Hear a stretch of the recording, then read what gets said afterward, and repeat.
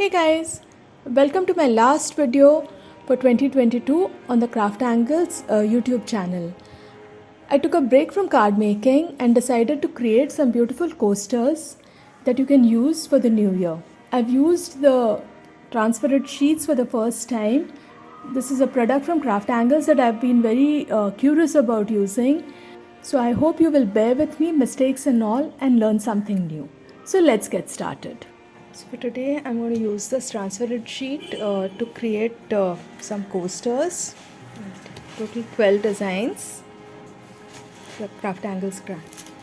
And when you turn this around, you have all the detailed instructions on this. You can also scan the sheet for the video. This is my first time using these sheets, so I'm very excited about this. I have a stack of coasters. These are like regular MDF.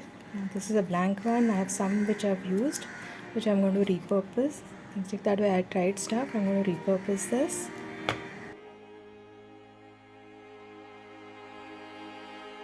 Let's start with our project today. The transparent sheets come with a detailed instruction sheet that you can refer to in case you have any doubts. The first step is to fussy cut the images out. To do this, I'm first going to separate the rows, and then I'll select the images which I want to use on my coasters.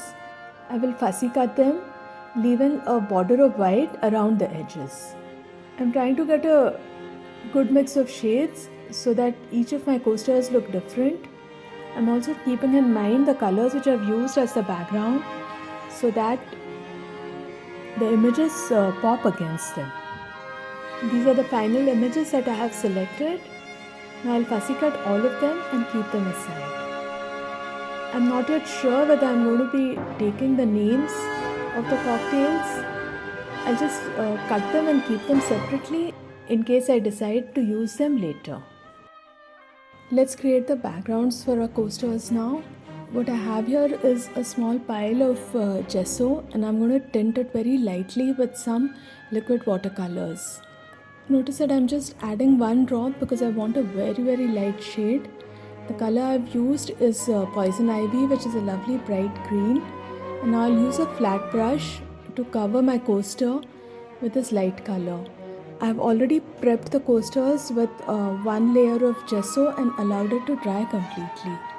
The other colors that I'm going to be using for my backgrounds are Pretty Peony, Poolside and Lemon Tart. I've finished my backgrounds and I've placed the images on the coasters. I'll put these aside for now and begin work on my first coaster.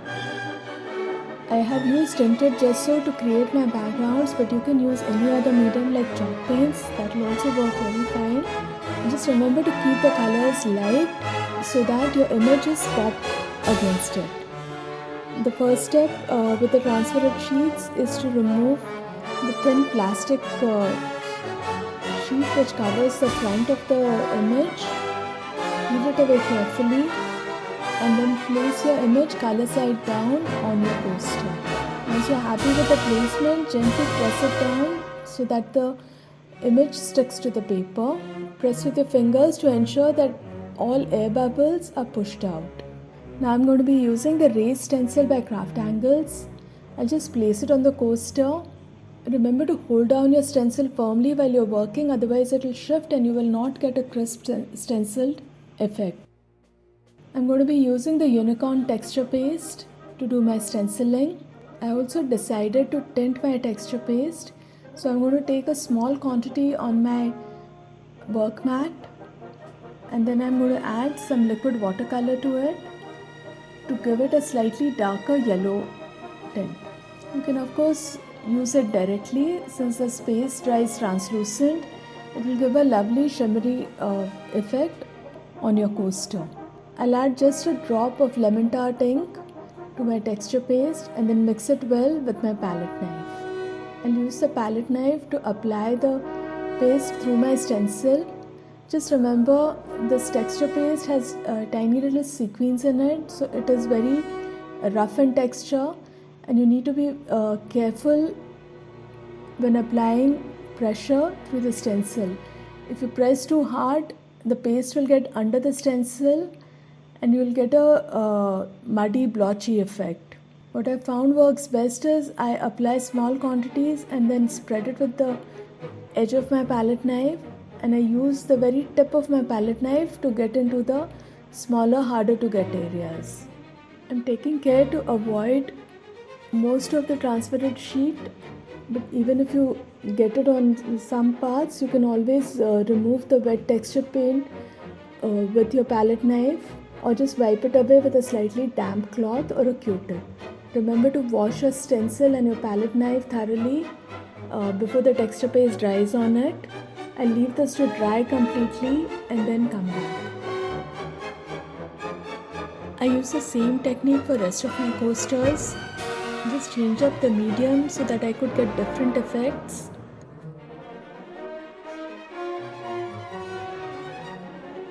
For the pink coaster, I'm using the clear texture paste and the raised stencil.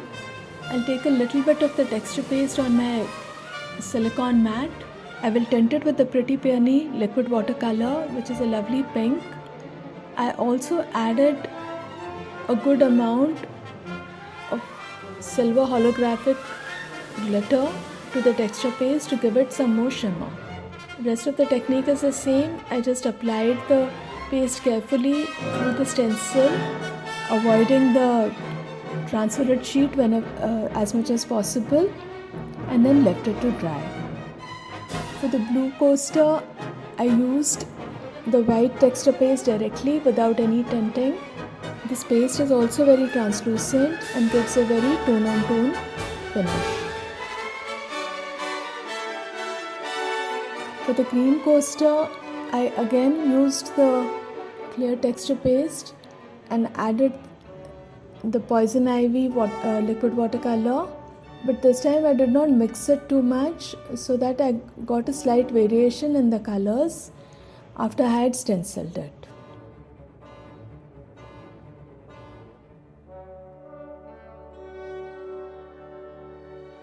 Now here is a little goof up I had because I was too impatient and didn't allow enough drying time. So I ruined this coaster. Luckily I had a second one with a base ready. So I just stenciled on this coaster with the white texture paste. I also hit upon an idea to protect my transfer sheet. I saved the little plastic which comes off the front of the image, and before putting the stencil, I just placed it over the transfer sheet and then applied my texture paste. Once my stenciling was done, I simply picked it up and the plastic came along with it, giving me very nice crisp edges around the image. Patience is the key when you're removing the backing of the transferred sheet. Your sponge needs to be just about damp. If you put too much water, it will affect the quality of the transfer that you get. The best way I found is to just dip the sponge in a bowl of water, squeeze out all the moisture and then gently dab it over the image. Keep doing this till you feel the sheet coming off.